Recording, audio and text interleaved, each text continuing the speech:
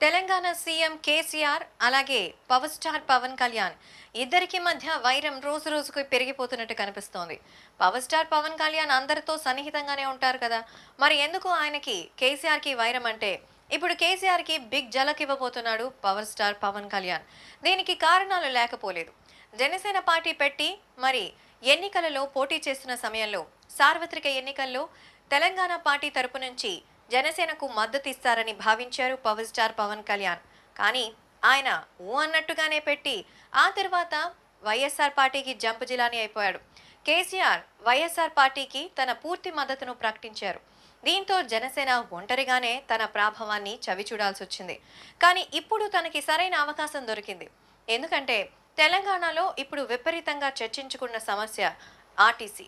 Telangana RTC కార్మికులు గత 10 రోజులుగా సమ్మె చేస్తూ ఉన్నారు.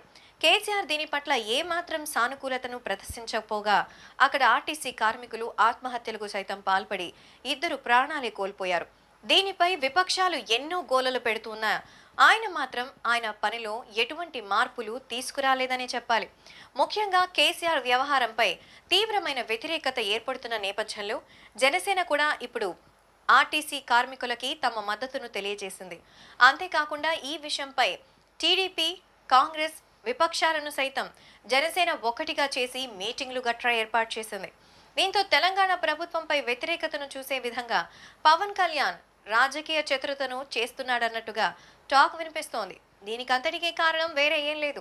గతంలో సార్వత్రిక ఎన్నికల్లో తమకు మద్దతిస్తారనుకుంటే ఆయనకు ఇవ్వకపోగా జనసేన పార్టీకి కాదని వైఎస్ఆర్సీపీకి, జగన్కి సానుకూలంగా ఆయన ఉన్నారు. అంతేకాకుండా జగన్ని కూడా వైఎస్ఆర్తో కలవమనే ప్లాన్లో కేసీఆర్ ఉన్నట్టు తెలుస్తోంది. కానీ అవేవి కాదని జనసేన ఒంటరి పోరుకు సిద్ధమైంది.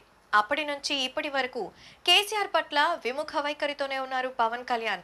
ఇప్పుడు అవకాశం రావడంతో కేసీఆర్ ని టార్గెట్ గా ఎంచుకున్నట్టు తెలుస్తోంది. మరి విపక్షాలు జనసేనకు అనుకూలంగానే ఉన్నట్టుగా తెలుస్తోంది. మరి ఈ వ్యూహాన్ని కేసీఆర్ ఎలా ఎదుర్కొంటారో చూడాల్సిందే. మేము చేసే వీడియోస్ మీ మొబైల్ కి నోటిఫికేషన్ గా రావాలంటే మా ఛానల్ ని సబ్స్క్రైబ్ చేసుకుని పక్కనే ఉన్న బెల్ ఐకాన్ ని యాక్టివేట్ చేసుకోండి.